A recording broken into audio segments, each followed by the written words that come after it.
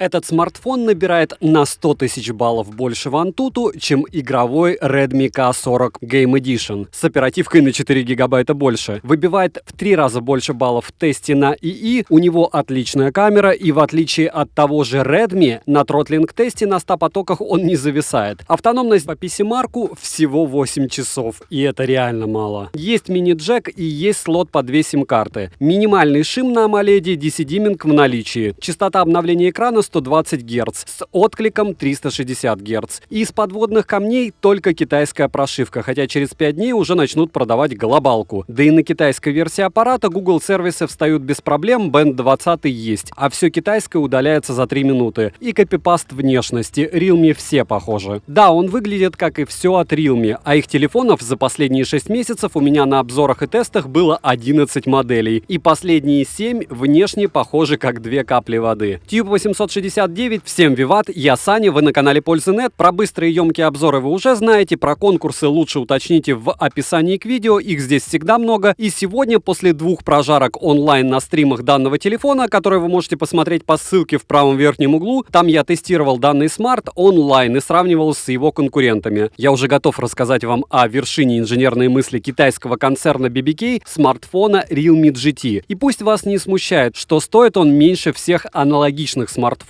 на 888-м снапе. Он вообще не хуже, совсем даже наоборот. Про фирменную упаковку говорить нечего, здесь без изменений и извращений. И да, она не желтая, а как у Realme GT Neo, обзор на который вы можете посмотреть по ссылке в правом верхнем углу экрана, пакинг здесь черный и приятный глазу. Вскрыли внутри кабель для зарядки Type-C, обычный, не ужасный силиконовый чехол, блок для зарядки на 65 Вт, телефон, скрепка и документация. Цвет у смартфона у меня совсем грустный, но от этого начинка менее веселой не становится. К слову, цветов в наличии 3 штуки. Разумеется, веселее всех желтый, но когда я его покупал, его в наличии не было. Габариты аппарата относительно версии GT Neo практически не изменились, только по весу они отличаются. Грани из пластика, внутренняя рамка алюминий, задняя крышка из стекла, в отличие от GT Neo. В желтом цвете задняя крышка из кожзама и аппарат немного толще. Разумеется, на стекле заводская защитная пленка, олеофобка на ней нормальная. По сборке у кнопок небольшой люфт. Сканер отпечатков пальцев расположен не максимально удобно, но привыкаешь к нему быстро. Лоток рассчитан только на 2 сим-карты, без карты памяти, и он при этом не прорезинен. Да, защита от попадания влаги, значит, здесь нет. В наличии, кстати, есть мини-джек, и к нашей общей радости Bluetooth здесь версии 5.2. Работает неплохо, с Bluetooth наушниками тестировал. По железу начнем нестандартно, с автономности. Батарея здесь не особо большая, на 4500 мАч. В PC-марке аппарат выбивает всего 8 часов, и это реально мало. По автономности, за час проигрывания YouTube по Wi-Fi с максимальной яркостью экрана смарт поедает 9% в час. При игре в танки на минимальных настройках графики лютые 10% за 30 минут, а в Genshin Impact на средних настройках за 30 минут 12%. Итого час в Геншинге поедается 24%, что в принципе неплохо, значит смартфона вам на 4 часа игры хватит, но и немного по сравнению с тем же айфоном. Кстати, я купил iPhone 12 и все-таки его протестирую для себя и для вас. Заряжается телефон как рандомайзер, лучший результат был от 0 до сотки за 37 минут, худший 41 минута. Есть режим супер экономии заряда, на 5 оставшихся процентов заряда в этом режиме можно смотреть 50 минут YouTube, опять же на минимальной яркости. По железу, все синтетические данные вы сейчас видите на экране. Самый новый процессор Snapdragon 3 восьмерки, конечно же, греется, но даже при тротлинге ведет себя относительно адекватно. Сброса яркости и других прелестей, как в Xiaomi-шных девайсах и как в некоторых айфонах поначалу, я не замечал. Но высокие температуры, которые вы сейчас видите, сопровождают девайс во всем. И откровенно говоря, вчера на стриме прожарки Redmi K40 Game Edition при стресс-тесте на 100 потоках просто повис на 23-й минуте, а Realme отмолотил все 30 минут, показывая переменный, но стабильный успех. Система, разумеется, Android 11, оперативки 8 ГБ, встроенной памяти 128 ГБ, которой, к сожалению, не расширить, и многим вполне возможно ее будет не хватать. Экран отличный, яркости на солнце хватает, Super AMOLED, Full HD+, 120 Гц с откликом в 360 Гц. И здесь нужно обязательно отметить, что игры будут у вас идти не на 120 Гц. Допустим, без танцев с бубном, PUBG шел здесь на максималках только на 40 FPS лично у меня, пусть и без лагов. В Genshin же на средних настройках играть комфортно, но микролаги и здесь все равно встречаются. Кстати, по заявлению всех купивших данный аппарат, ни у кого не получилось разлочить данный телефон на FPS выше 60 в играх. Возможно, потом решение будет, но пока только так. Always On Display полноценный полноценный, который даже реагирует на изменения освещения, что круто. DC-димминг в наличии, шим минимален. Звук здесь стерео, хороший, качественный, с поддержкой Dolby Atmos, но я встречал и получше. Бенды есть те, значит и 20-й тоже, есть поддержка ненужной мне и вам сетей 5G, Wi-Fi 6 серии, но космические скорости у меня он не показывал по какой-то причине, хотя мой роутер выдает под 1 гигабит. Оперативка LPDDR5 и внутренняя память UFS 3.1. Все работает до неприличия быстро и плавно. В синтетике показывает аппарат просто космические результаты. Есть система ускорения скорости сети за счет одновременного использования Wi-Fi и 5G, так называемое наложение. Проверить его никак, 5G у меня нет. Как и поддержка и наложение двухдиапазонного Wi-Fi, хотя как это работает для меня тоже загадка, одновременно к двум источникам Wi-Fi подключиться лично у меня на данный момент не получилось. Возможно, вы знаете как, напишите в комментах. Вибра мне понравилось. Его, кстати, можно здесь и настраивать. Не супер топовое, но однозначно не дешевое. Сканер отпечатков пальцев в экране работает шустро, разблокировка по лицу работает молниеносно. Сканер расположен не супер удобно, но к этому привыкаешь. Особенно после OnePlus. GPS отрабатывает не супер, но работает. NFC-оплата работает даже на китайской версии смартфона, в которой, конечно, есть Google и русский язык. Google Pay здесь тоже есть. Необрезанный Always On Display, который реагирует даже на изменение освещения, это круто. Камера. Основной сенсор Sony на 64 мегапикселя. Фронталка на 16 мегапикселей. Снимать основная камера может с максимальным разрешением 4К 60 FPS. Жаль, что не 120. Притом, по мне, она здесь отрабатывает отлично, как днем, так и ночью. Не супер, но учитывая стоимость аппарата, мне кажется, больше из этого дела не выжить. Фронталка на данный момент максимум из себя выжимает 1080p 30 FPS. Роллинг шаттер не наблюдается, что очень даже радует. Ширик может писать только 1080p 30 FPS, опять же на данный момент. Цифровая стабилизация на борту. Оптической стабилизации здесь нет. И напоминаю, все эти спеки с новыми прошивками могут поменяться, обычно в лучшую сторону. Допустим, OnePlus 9 Pro у меня стал снимать на 3 головы выше сейчас после последних обновлений, чем это было месяц назад. Вот вам пример работы камеры Realme GT. Realme GT, пример съемки в авто.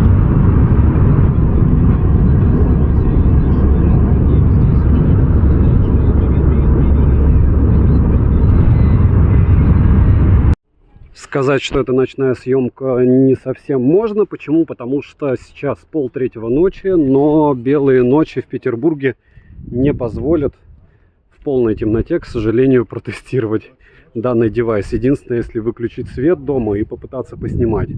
Но, в принципе, и так видно, что, разумеется, даже с двух рук здесь у нас мыло мылом. Как-то можно это использовать, опять же, в освещенных местах.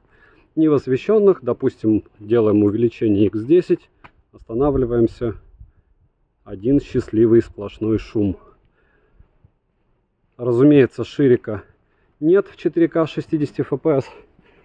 Электронная стабилизация, даже учитывая, что я довольно быстро иду, работает, как всегда, неплохо. Петербург, 2:30 ночи, обзор на Qbot. Телефон только что выгружен. И сейчас я пытаюсь снять пример съемки Realme GT. Почему именно пытаюсь? Потому что вроде бы довольно темно, с одной стороны, с другой стороны абсолютно темно никак не сделать, потому что вокруг раз белые ночи, а два фонари, и никуда их не деть. Ну, единственное, можно, конечно, заниматься вандализмом, но я не думаю, что стоит ради ролика заниматься вандализмом. А в принципе камера неплохая, учитывая стоимость данного смарта, хотя я не считаю, что Realme это про камеру, это скорее про мощь, игру и удобство. Ну, опять же, недавно был, точнее сегодня как раз, был стрим с прожаркой этого телефона и Redmi K40 Game Edition. И угадайте, кто выиграл. К сожалению, не Redmi, но на него тоже будет обзор, и на нем уже стоят Google сервисы. Идеальная погода, съемка с одной руки, Realme GT 4К 60 FPS. Иду довольно быстрым шагом, дорога не особо ровная. Вот так примерно вы сможете снимать, если будете планировать ее использовать как экшн-камеру. Хотя экшн-камеру заменит только экшн-камера, какая-нибудь GoPro. Смотрим, как фокусируется. 3 восьмерочки позволяют автофокусу отрабатывать просто супер даже на 4К 60 FPS, и это приятно. Сейчас я снимаю уже с двух рук, Если мы идем и снимаем с двух рук, то снимает вот так он. Уже приятней. Хотя скорость та же. Сейчас попытаемся увеличить в 4К 60 FPS. Увеличения, кстати, нет. Ни ширика, ни увеличения. То есть снимаете как есть. И, как пишет звук, сами слышите, хочу единственное отметить то, что сейчас солнечно, просто великолепная погода и практически нет ветра. Ветер минимален. Realme GT, не тот, который Neo, снимаю в 1080p. Это максимум для фронталки. Фронталка будет у вас вот так снимать. Никаких искажений нет. И это хорошо. В принципе, фронталка не супер, но и не ужас. На уровне среднячков. А вот основная камера мне, конечно, понравилась. Ну, увидите еще примеры. Стандартные тесты, допустим, вы решите записывать так же, как и я, обзоры на данный телефон. Вот вам Realme GT 2, 4К 60 FPS. И рассматриваю я, разумеется, мой основной телефон OnePlus 9 Pro. Вот так я его уже слегка поцарапал от падений. Ну, ничего смертельного. Особенности и минусы. Инфракрасного порта нет, нет индикатора уведомлений, нет поддержки беспроводной зарядки, разблокировка экрана двойным тапом — это круто. Есть прикольная и удобная тема с плавающим окном, это уже опять же фишка у Realme. Есть клонирование системы, но не хватает некоторых других фишек. У системы очень много плюшек по факту, но нужно разбираться. Always on Display супер. Разумеется, вид сканера отпечатка пальцев можно изменять. На 20 потоков стресс-тест проходит телефон на отлично. FPS в играх, еще раз напоминаю, залочены на 60. Возможно, это как-то можно обойти, но пока так. Настройка интенсивности вибро, повторяю, есть. Ночью снимает аппарат в разы лучше, чем Realme GT Neo. Многих бесит приложение галерея, то, что все там в куче. Ширик на 8 мегапикселей. Отличие с GT Neo по камерам. В GT Neo стаб только при 30 FPS 1080p работает. Здесь нет. Сенсоры, в принципе, одинаковые. В Realme GT Neo нет 20-го бенда, опять же, это в китайской версии. Материалы корпуса другие, здесь у нас стекло. У китайского Realme GT Neo зарядка на 50 Вт, а в GT на 65. Цена по ссылке в описании к видео в идеале при начале продаж глобалки, которая должна начаться, по-моему, через дней 5, будет около $400. Если будут еще промокоды на скидку, скину в мой телеграм-канал скидок по ссылке в прикрепленном комментарии. Резюмирую, девайс огонь. Можно посмотреть на Neo, который дешевле. Можно сказать, Realme на нашем рынке не котируется. Но по факту, по цене, стабильности и производительности, это лучший баланс на снапе 3 восьмерках. Да, камера хуже, чем в моем OnePlus 9 Pro. Да, у него нет защиты от влаги, но OnePlus и стоит дороже. Главный минус Realme, лично для меня, это одинаковые внешние смартфоны. Хотя они и максимально комфортны в использовании, и в руке у меня лежат они все очень удобно. Те, у кого были Realme, очень редко переходят на Xiaomi. Это правда жизни. Следующий обзор будет на колонку Sony, а после него на смартфон Redmi K40 Game Edition, прожарка которого была вчера, и вы ее можете посмотреть по ссылке в правом верхнем углу. Спойлер, Realme разнес Redmi на Dimensity 1200 в пух и прах. Я не знаю, зачем они на этом процессоре делали телефон. Так что Xiaomi там не смотреть. Подписывайтесь с колоколом, девайс сюда. Добра и удачи вам, дорогие друзья.